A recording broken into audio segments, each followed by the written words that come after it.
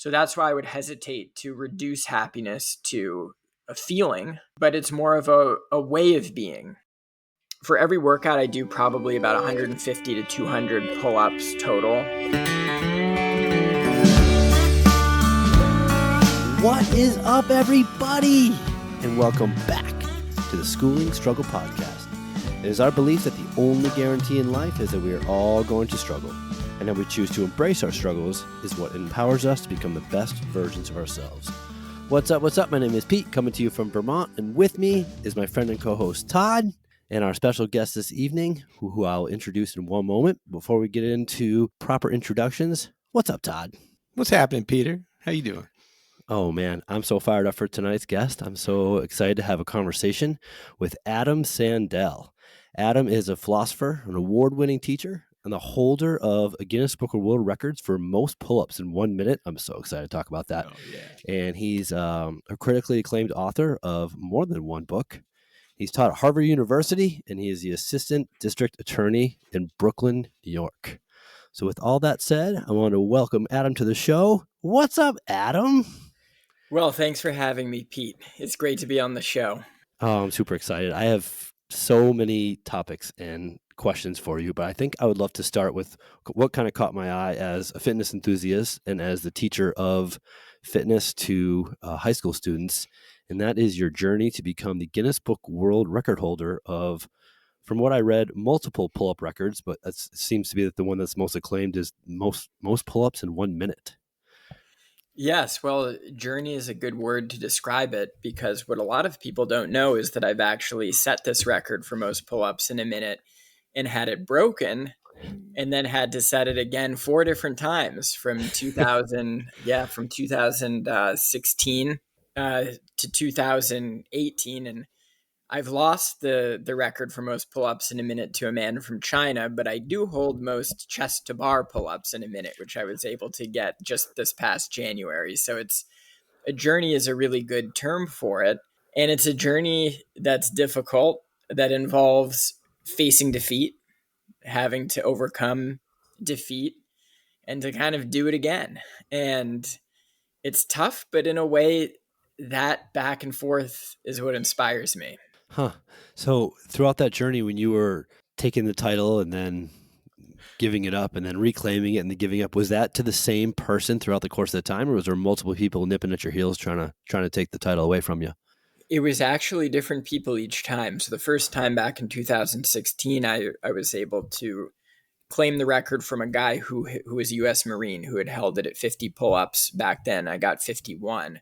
And it's funny how perspective changes, because I thought, wow, 51, this is gonna be tough to beat. It was tough for me. And then suddenly it was only like 2 or 3 months later that a guy from Italy and then a guy from Bulgaria both got 54 and 55, I think, consecutively, something like that.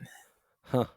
I heard that, like, to actually get the official Guinness record of anything is this like long process with like submitting an application, and then they have certain standards you have to meet as far as like verification and proof, or do they have to like send a certified judge out to watch you perform? Well, you can pay for a judge, and for me that was too expensive. So you can do it the long way, which is you find your own witnesses, and you get 2 witnesses. You got to set up the camera angles right. So you also have to have people filming from the side, from the front, to make sure the pull-ups are according to Guinness World Record standards. And you have the witnesses, and then timekeepers sign these forms, and you submit that and the video footage in to Guinness World Records. And then you wait, and it can take weeks, even months sometimes, for them to get back to you and say, hey, you broke the record, or I'm sorry, you didn't break it, which is actually what happened to me the very first time I attempted any Guinness World Record, which was 2015. And this was for most pull-ups in a minute with a 40-pound backpack, which at the time I thought was the most doable record for me. And I tried, and I thought I had gotten 27, and Guinness World Record said no dice. The 4 of those reps didn't count, and sorry, you didn't break the record. Huh. Yeah, so it's not like you can just be having a good day in the gym and whip out your iPhone and film yourself and go for it. It's a set up event on a specific day and time that you have to perform. It is, and there's kind of a lot on the line, just in the Yeah. sense of the people that you rally for this, and you don't want to let them down, and you don't want to say, "Hey, can we try it again on some other date?" Because there's a lot of machinery that goes into it. Huh. So I'm curious what kind of set you off to chase these records initially. Well, I've always really liked sports and fitness. I guess fitness a little bit later in high school. I didn't really like lifting weights or running, but I loved playing sports. When the coach said drop and give me 20, I wasn't that thrilled to do it or, run a mile. But I love sports. I played baseball all throughout high school, played varsity baseball, played tennis, though not on the school team because the seasons coincided. So I played tennis throughout the winter.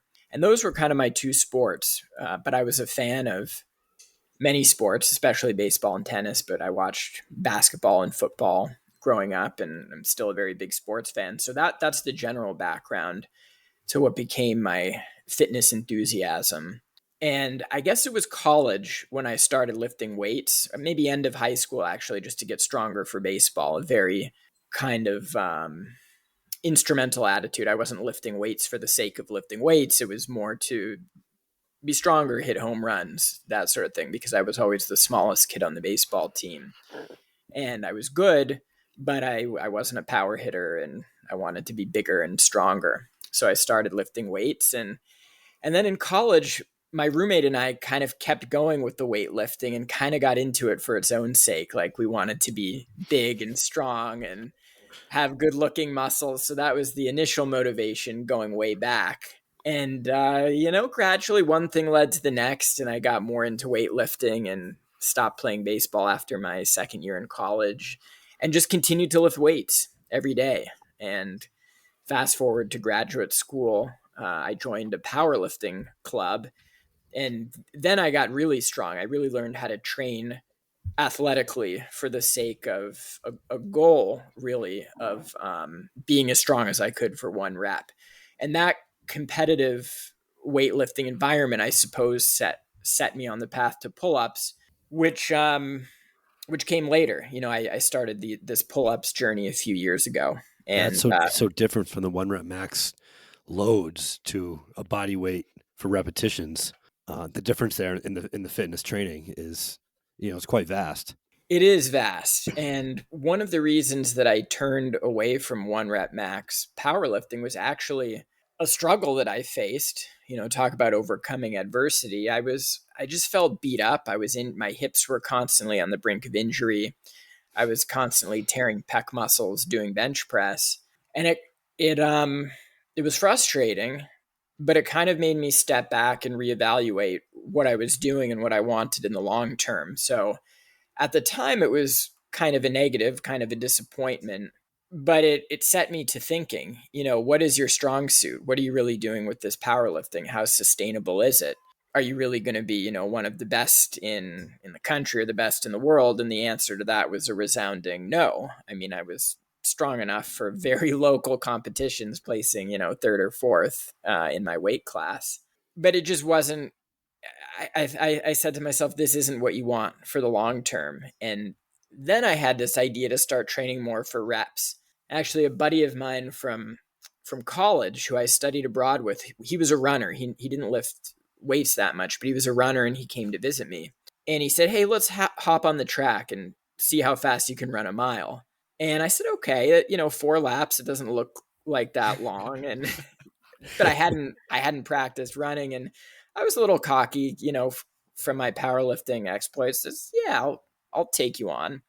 He strung me along for 2 laps. And I just remember the third, he absolutely dusted me and finished in like 5 minutes, 30 seconds. And I was huffing and puffing, probably, barely under 7 minutes or something. I was in shape still, but not in shape to run that fast. And then I said, "Adam, you're gonna change it up. Practice reps, practice well-rounded fitness. That would be so cool in the long run to be able to like bench 20 reps, kind of NFL combine style, and also be able to run a 5-minute mile." So it was that mindset that led me back to starting to do more reps, including pull-ups. And I discovered I was quite good at pull-ups, and the rest is history. The The record itself, I learned about through a chance encounter. I was reading the Boston Globe in the summer of 2014, and actually a guy who lived north of me, named Ron Cooper, who has since become a really good friend and training partner. He had broken the record for most pull-ups in a minute with a 40-pound backpack, and this was before the Boston Globe had, all the political things we've seen to report on. And this was a front page below the fold story. And I said, wow, I got to get in touch with this guy. So I just reached out to him and we started training together. He turned out to be a great guy, and the rest is history there. We've trained together ever since. And that's kind of that is the full story of how I became on this pull-ups journey. What I think is really cool and what kind of caught my eye about the whole thing is when I hear or read the headline, Guinness Book of World Records for most pull-ups, I think a full-time athlete, a professional athlete, someone who trains for a living.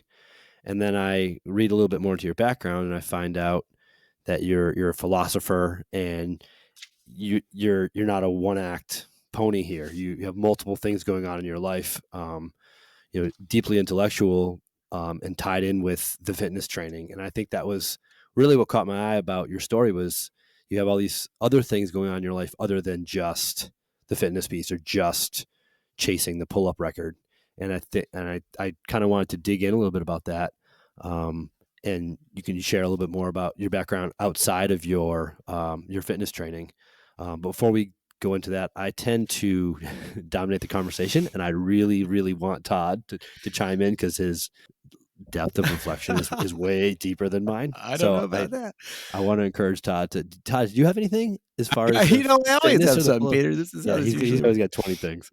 I scribble these notes down, and so this might seem like rapid fire, Adam. And if you don't want to answer any of these questions, feel free to just say pass or whatever. I'm interested to know on the on the chest to bar record, is that butterfly chest to bars or just strict movements? It's a great question. It's strict pull-ups. Yeah, that's awesome. Good job. You mentioned when you were thinking about, or you had the idea about, I don't want to sustain this powerlifting for one rep over time, and I'm bumping up against my hips hurt, and why am I doing this? I wondered, what is it that did you want that like propelled you into considering that change, other than I'm just in pain all the time and I'm not going to be the top of the game? Like, was there something further that you were like, oh, this could pull me over here in a more positive direction to where I can actually have utility in what I'm doing? Yeah, it was that. It was frustration at first, but then realization that this is actually an opportunity. And looking back on it, I think there's a lesson to be had there, because I do remember I wanted to keep going in powerlifting, and I was thinking, what can I do to overcome this and to get stronger? But there's also a sense of fighting against your nature, right? And it's not easy, I don't think, to distinguish between when you should really push through and forge ahead and say, whatever, it's not a limit, how I'm built, what I'm experiencing. That's a great attitude to have in many contexts. But then you then ask yourself, well, if I'm encountering these difficulties, could it actually be nature's way of telling me that I need to go in a different direction? And I think being an attentive listener, I guess, to nature in that sense, the limitations of one's body is important. And it showed me that it kind of led me to this idea that I actually didn't want the powerlifting enough, and I guess you have to have kind of a frame of purpose or meaning to get you there. But as I reflected on it, it was kind of like going back to my roots. There were a lot of things that I missed when I was powerlifting, being outdoors. Now I do pull-ups outdoors a lot, run outdoors, the freshly cut grass from my baseball days. So it was that. It was finding that positive in the injuries, which took some reflection and talking to friends. Yeah, cool. Well, that kind of leads me into the second one. When you decided to make that shift, and you kind of touched on it already, I think, but were there things that you gave up or traded out? Like, oh, I know I'm not going to be powerlifting anymore, but you mentioned like, oh, the nostalgia of the grass, or I can go outside and I can, more connect with kind of maybe what I enjoyed about the younger years of my life. But typically we talk about this a lot. Like if you make that shift, there's usually something you have to contemplate giving up or trading out or, whatever you want to call it. I wonder if there was something else that compelled you opposed to just, I can use pull-ups as a different means to fitness. Yeah, I guess it was what compelled me was the like I drew the competitive spirit still. I still had that in me from the powerlifting. So it wasn't like I was leaving everything behind. Everything I had learned in competing and preparing for game day, so to speak, eating right, like all of that I took with me. And even the exercises I took with me. I was still squatting and doing bench press, but it was just a different training philosophy. And I loved being active and lifting weights. And now I had decided for myself running would be a great way to just be active, to enjoy the outdoors, to appreciate the world around me in a different way. And it's amazing how sports can do that, like I would I would be so happy when it started to pour out after I was on a really like on a Yeah. hot day on a run. I was like, this is awesome. Like rain is gonna cool me off. Or like the wind as you're running around the track, confronting it and also having it behind you when you come around the other bend of the track, you appreciate nature in a different way. So it really sports can take you into that different zone, I guess a more expansive zone where you can really appreciate the world around you in a new way and shift your perspective on Yeah. things. And that motivated me. That's cool. Yeah. Thanks for sharing. I feel the same way about running. It's the same thing. Like, oh, I got to run into the wind. Wait, I'm going to get the benefit on the backside. Like, that's going to be great. Cool. I That's was all I got. I was like running in the rain because I feel like I'm Yeah. running faster. Like Uh, with the pelts hitting me in the face or looking at the rain and seeing it kind of like whisk past. I'm like, oh yeah, I'm running twice as fast as I normally do when it's not raining. twice, at least twice has to be. Uh, Adam, how old were you when you set the record for the first time? Gosh, let me think. It was 2015. So I guess I was 29. Okay. And kind of getting to the question that I had prior, what else did you have going on in your life at the time other than your pull-up pursuit? At that time, I was teaching. I was teaching philosophy at Harvard to undergraduate students. This was a postdoc gig after graduate school. And so I was really engaged quite thoroughly in these two activities. I was teaching mostly seminars, small classes in philosophy, and I was doing the pull-ups and I was writing. I was at that time really formulating ideas for what became the book that I just published.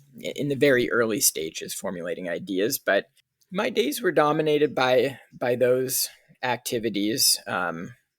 Maybe dominated is the wrong word, but filled in a good way by those activities. And I kind of, as I pursued both, I started to see how they intersected in some interesting ways. Yeah, so when I was reading about the book that recently came out called Happiness in Action, A Philosopher's Guide to the Good Life, I read Adam, a young philosopher and Guinness Book World Record holder in pull-ups, argues that the key to happiness is not goal-driven striving, but forging a life that integrates self-possession, friendship, and engagement with nature. So I'm curious to know your thoughts and perspectives on that, with tying in your fitness and your philosophy to live a life or to pursue a life chasing that fulfillment. The premise of our entire show here is that we're all kind of dealing or navigating with different struggles in our lives, and in pursuing that fulfillment that was mentioned, for me, I loved how it said that the book focuses on the struggle with a tension between goal-oriented striving and the embrace of life as a journey. And that is so pertinent to me in my life in many regards. And I think the easiest way to explain that to people is to say an elite athlete, which I am not, an elite athlete good needs disclaimer. to have a certain lifestyle to pursue their current athletic pursuits. But a life of vitality for the long run is different than that. So, the lifestyle, the eating, the training, all those things that go into being a high level athlete now are not completely in line with what is recommended by science to have a life of health and wellness. It was really interesting for me to read that, the struggle with the tension between goal-oriented striving and the embrace of life. So I feel like I have all these things going on in my life right now that I'm trying to achieve. And with work and with parenting and with being a spouse and with my fitness and maintaining my house and all these things, these goals that I'm trying to achieve. But at the same time, I am trying to embrace a life as a journey. And I really, really struggle with that balance. And that was where I really wanted to kind of focus the conversation as I read about your book. Well, you've really touched upon the heart of my book and what I try to express. And I think pull-ups is actually a really good example of this. At least it's an example that's personal to me and that's led me to really think about this distinction between pursuing a goal and appreciating an activity for its own sake. That regardless of the results, you would still do it. And pull-ups is so interesting because on the one hand, it's very goal oriented. You're trying to get more. And in my case, I'm trying to set the record or reclaim the record. So I've got a very distinct goal in mind. But it's also very easy to get too wrapped up in your goals and start kicking yourself for not being close enough to your goals and putting all this pressure on yourself that can be very damaging to your sense of self. I love this. Yeah, it's something we all experience. It doesn't matter if you're into sports. It's anything. It could be playing a musical instrument or writing a book or working as an electrician. Where your goal is to get the lights to work. I mean, literally everything we do can be described in some sense in terms of a goal that you're trying to reach. But I think that when we get too hung up on the goal, it can be damaging. And what we lose is an appreciation for the activity itself, whether the result is good or bad, success or failure. And here again, pull-ups, for me at least, are a powerful example because there's something that I really love about doing pull-ups, about being in the midst of a really hard training set where nobody's watching and I'm not breaking any records. It's just an ordinary day of training. Especially those days when I'm training with someone else, like my training partner, Ron. And we're just working hard and we're riffing off of each other and bucking each other up after tough sets. And there's something quite joyful in that struggle, regardless of whether we complete a certain number of pull-ups or not. That's kind of secondary.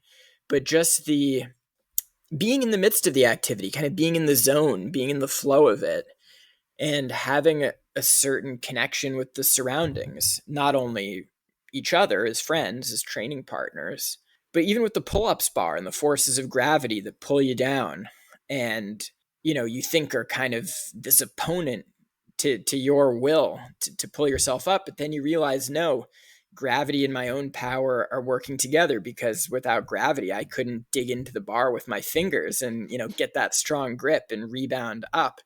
So there's this kind of unity of your own activity and the forces of nature where you kind of understand yourself as at one with the world in a really cool way.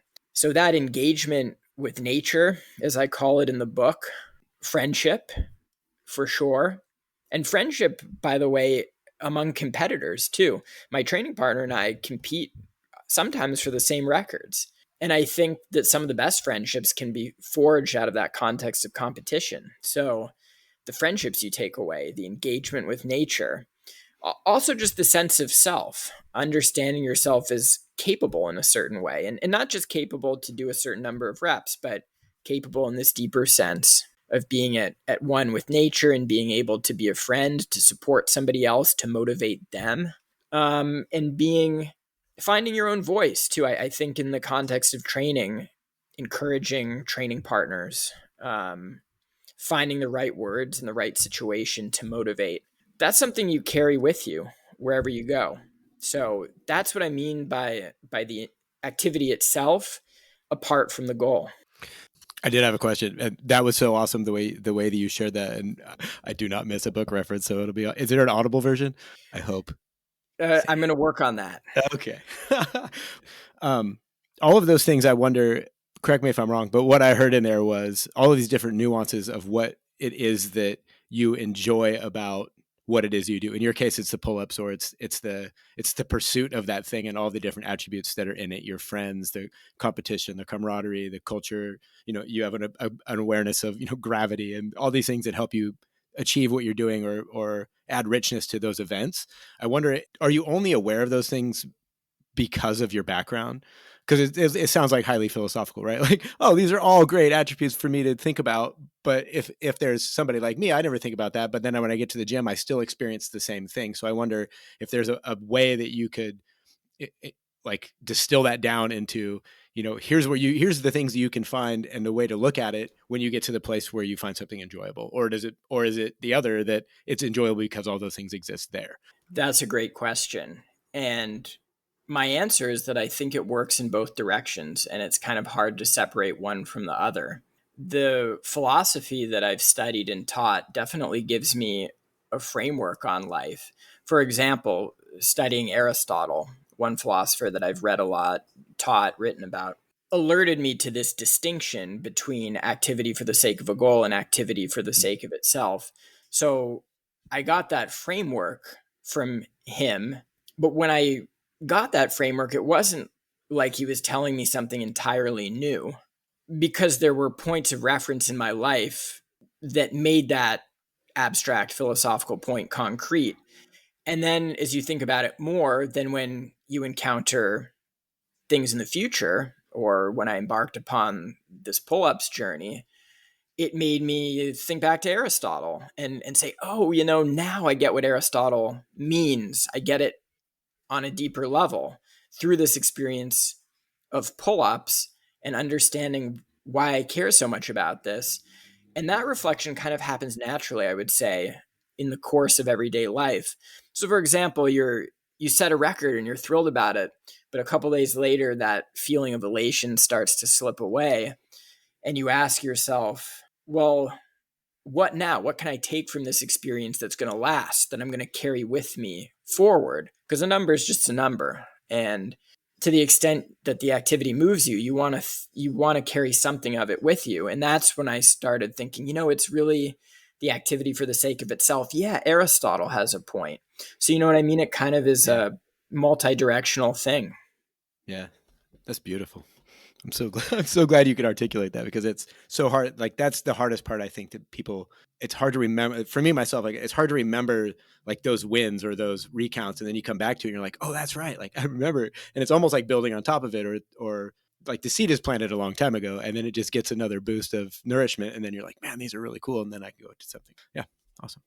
I'm curious to know, when you're in a pursuit of something like your pull-up goal, how do you balance, or what ends up getting put on the back burner as a result of your achievements, either intentionally or unintentionally? That's a good question. Well, to be very concrete about it, when I started law school my first year, when I was really going for these records, to be honest, law school kind of went on the back burner. And I don't know that that's the message that I want to blast for high school kids. But you know what? I think there's some truth in it. Like school's important. Don't get me wrong.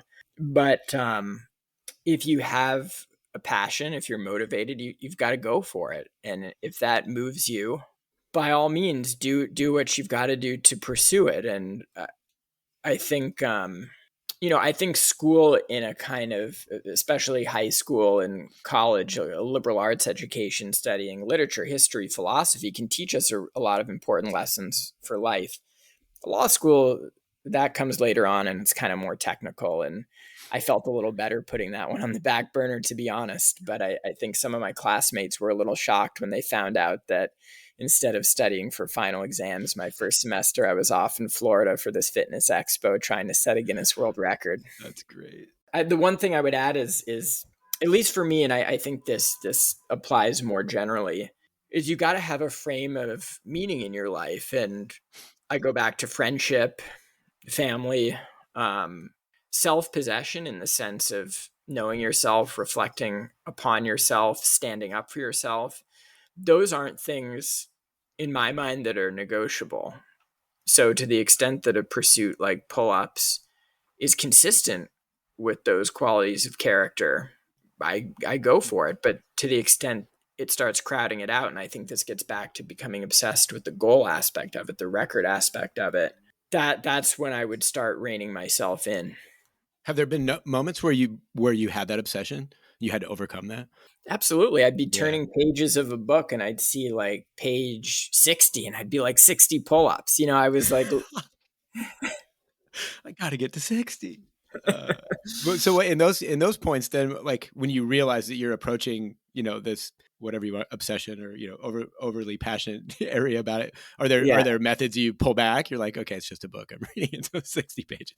Like, yeah, exactly. And I think it's just in those moments when you catch yourself just trying to switch gears and do something different, give your brother a call or go hang out with your girlfriend or wife and do something nice and just try to forget about it for a little while, and it kind of resets you and reminds you of what matters. That's my experience, and I think a lot of it too has to do with things surrounding the pull-ups, like the social media and getting obsessed with like digging around on Instagram or YouTube for pull-ups videos or your rivals, and kind of getting into it in a way where you're attached to the screen. And I think that especially is kind of it becomes pointless after a while, and you go down rabbit holes. At yeah. least I do sometimes, and that's when I feel it kind of getting to me, where I have to say enough is enough. This is quite far from what I was describing before of loving the activity inside those 2 hours that I'm like in the midst of the workout. So do you feel more fulfillment through your physical training when you are exactly doing that, training for something? Like, 'cause we talk about the difference between exercise and training. Is exercise is movement that makes you feel good and prepares you for life, whereas training is you are preparing for to perform at a certain event. And are you more fulfilled in your exercise or your training when you're preparing for an event, or are you cool just doing what you love without always chasing the goal? The second, I think I go through a lot of phases when I'm training intensely for a Guinness World Record, like I was last winter. It's a cool experience, and I get into it, and there's sacrifices that I make that I think are reasonable sacrifices and good ones, and that aren't easy. Like early wake ups, getting up at 6 a.m. to work out before the workday starts, because if you're serious about it, you can't leave it to chance at the end of the day. You might be caught late at work.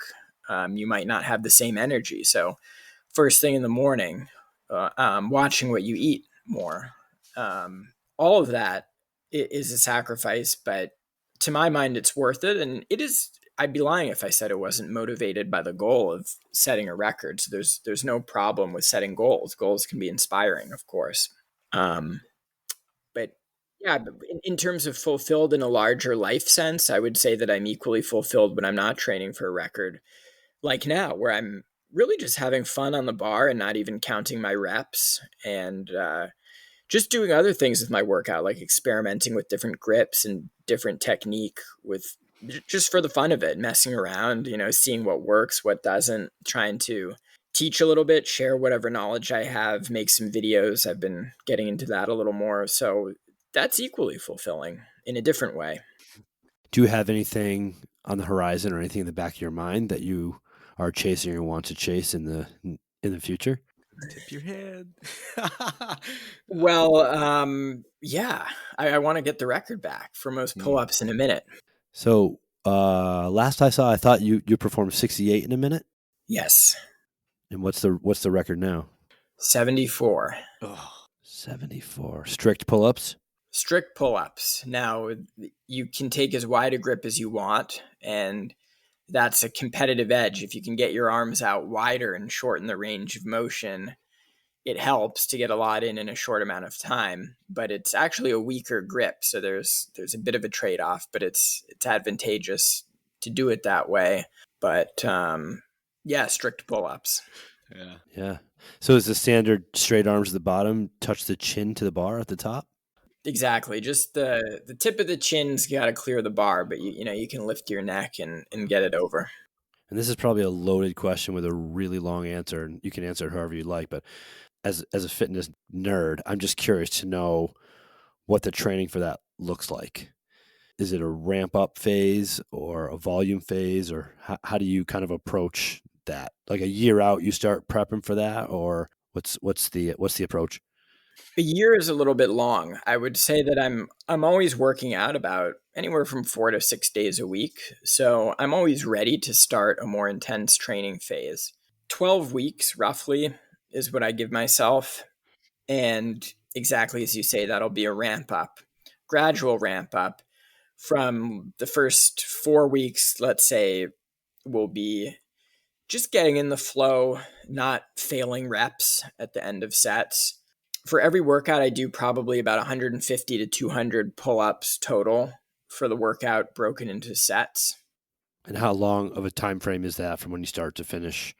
About 90 minutes to 2 hours, depending on how heavy I'm going. Interesting. So you do weighted reps probably, right?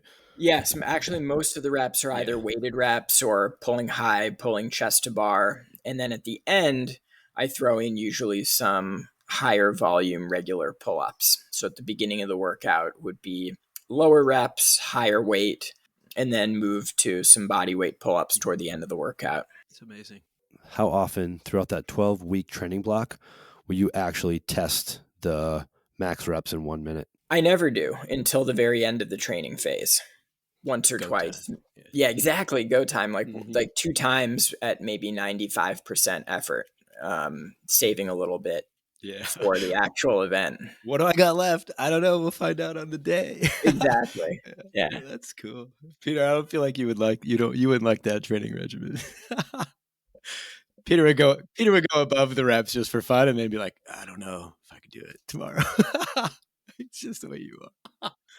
I had a goal to run a sub 18 and a half 5K at one point in my 30s. And my wife was like, you can't just go out and run your fastest 5K every single day for months on end as you're training. I was like, oh, you can't? I thought that's what you're supposed to do. So, yeah. Some of the other background that I read about the book that you recently put out, which is, like I said, Happiness in Action.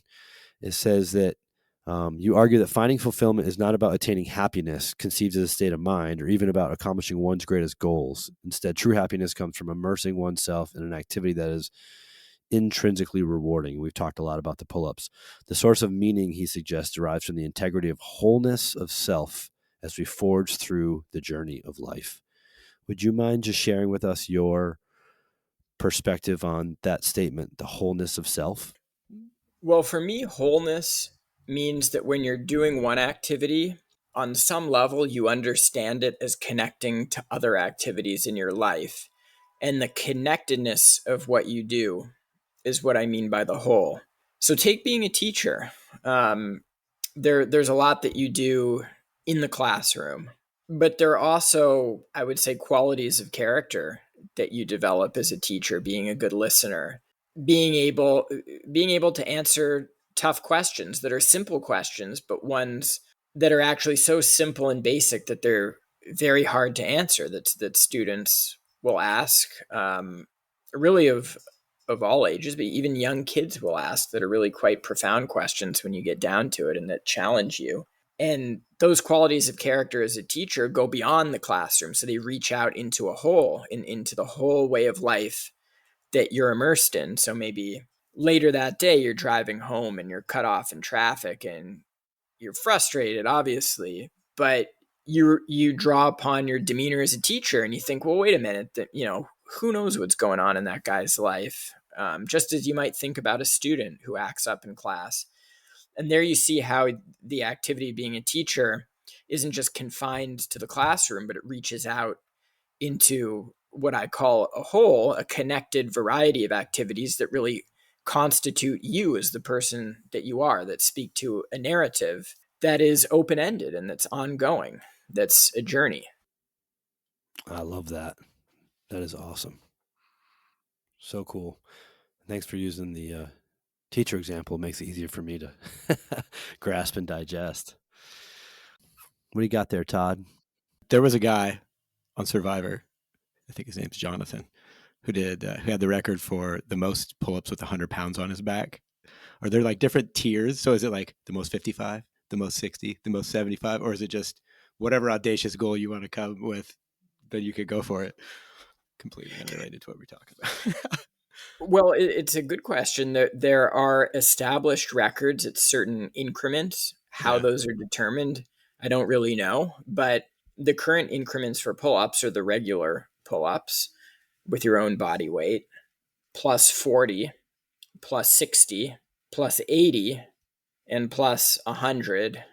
And then there's a 1 rep max pull up for all of the, how much weight can you have hanging off of a belt and do one? that's wild. It's just so crazy to me. I'm gonna go so deep in researching that. It's gonna be nuts. And then there's chest to bars. Obviously, they probably do muscle ups too, right? Yeah, the muscle ups record I was thinking about pursuing for a while, and now it's something insane, like in the mid 30s Yeah, consecutive. So you can't yeah. even pause more than I think 2 or 3 seconds up at the top. Interesting. That's cool. My high school soccer coach was from Ghana, and I never saw him without ankle weights on. But he at the time was the world record holder for the fastest 100-yard dash running backwards. Okay. There. Yeah. See, weird things. Yeah. Anything else that you wanted to touch upon or bring to the conversation?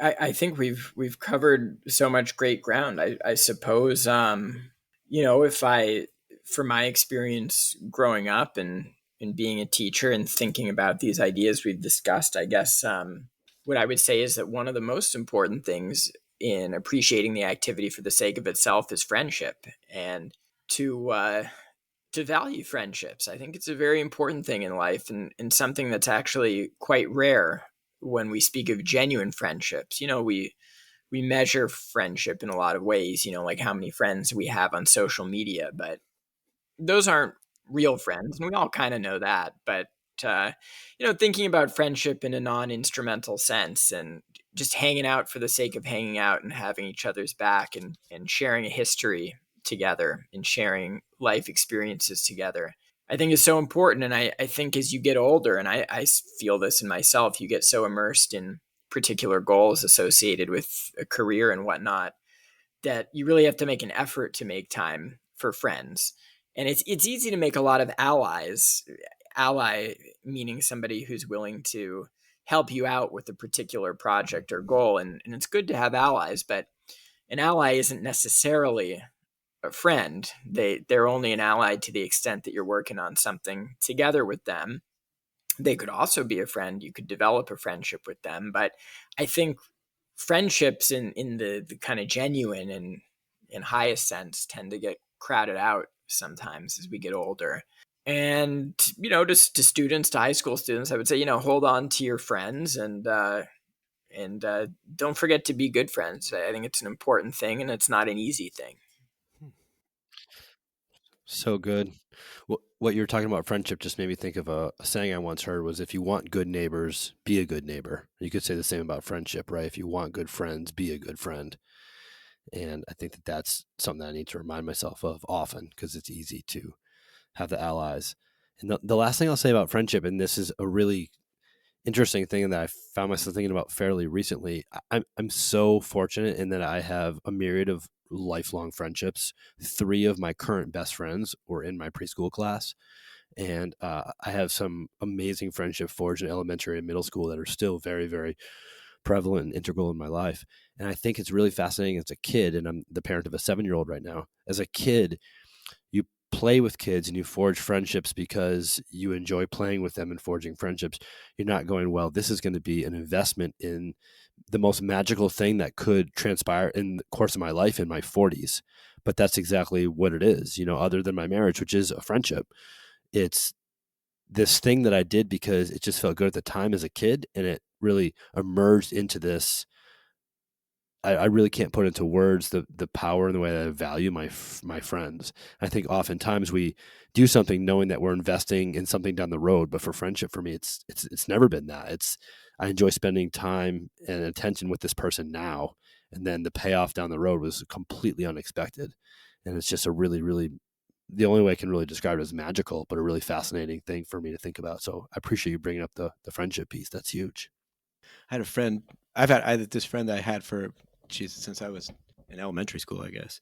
And we were always friends and always close for a very long time. And I remember one time I was talking to him, and he moved somewhere else, and we kind of drifted, like you said. And he said, we're not really friends anymore. We're just more of acquaintances. And I thought, what a terrible thing to tell somebody, but it's true. Like, you drift, and then it becomes an allyship. Like, you only call them when you want something, or more often than not, that's usually what it is. They can still be friends, but they know that that there's like something you're hoping to glean from their relationship, and it's usually of utility. That's pretty awesome. I have one more thing that popped into my mind, because you were talking about happiness, and I don't often get to speak to Harvard philosophy teachers, so I feel like I'll run this one past you. I heard it in a book, and I can't remember from where it came, but I'll try to put in the show notes. The statement goes, happiness isn't something one finds, but rather a state of being. Is that something that you agree with? I would say a way of acting, or a way of being. State of being comes close. But I think that happiness really has to do with the meaning of your actions, and the sense in which you can tell yourself a compelling story that's motivating and inspiring. Because when we define happiness simply as a feeling, kind of feeling content or tranquil or at ease, we miss the way in which happiness actually involves overcoming hardship. And if you think about it, we're always in some sense overcoming hardship. I mean, they're extreme cases that are visible and that we think of when we think of hardship, death, destruction, personal crisis, and those are instructive moments. We can learn a lot from them.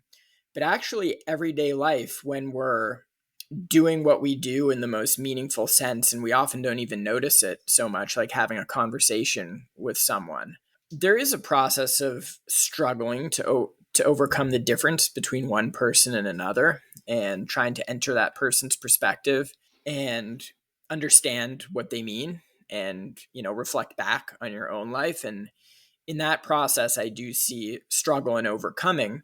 And I think that a life that is happy is a life that involves meaningful struggles, and ones that fit into a narrative that you can own up to and take pride in, and that inspires you. So that's why I would hesitate to reduce happiness to a feeling, but it's more of a way of being. A state of being comes close, but I like the active character, the active sense of way of being. A way is like a path, being on a journey. That's awesome. Thank you. What a great conversation. I've taken a lot from this one. So thanks, Adam, a lot. So cool. So cool, Adam. Yeah, well, if I may just have a final word here, you've inspired me. It's a beautiful example about your friends going all the way back. And I would extend that to teachers in my own life. Now, I've been in school way too long, some would say. And from my days of kindergarten to high school to college to graduate school to law school, I mean, it's too much school. But I have had a fair sample size of teachers throughout that period. And I will say, when you're young, you think of school as a step, one grade to the next, and it's going to eventually lead to high school and college and get a job. And it's kind of this instrumental, goal-oriented outlook to it. And again, there's something to that, but I think what's lost is really the intrinsic value of an education, and really learning about yourself and growing in a way that stays with you and continues to motivate you, and that isn't over, and that isn't just to get you something like a job, but really affects you as a person. Wow. Yeah. Reminds me of that video, that Alan Watts video I sent you the other day. Todd's a big Alan Watts fan. Awesome. Thank you so much for sharing your thoughts and your perspectives with us. It's really powerful to hear the way that you take on your challenges and your struggles and turn them into some really, really cool things that are happening in your life, whether it's pull-ups or writing a book or finding deep, meaningful friendships. It's all really, really cool. That was pretty awesome, Adam. Well, thanks for having me. It's great to be on the show. Thank you so much. With that said, to all of our listeners, we appreciate your ears. We thank you for your time. We're incredibly grateful for your attention. We are the School and Struggle Podcast with Adam Sandel. we are out. See ya.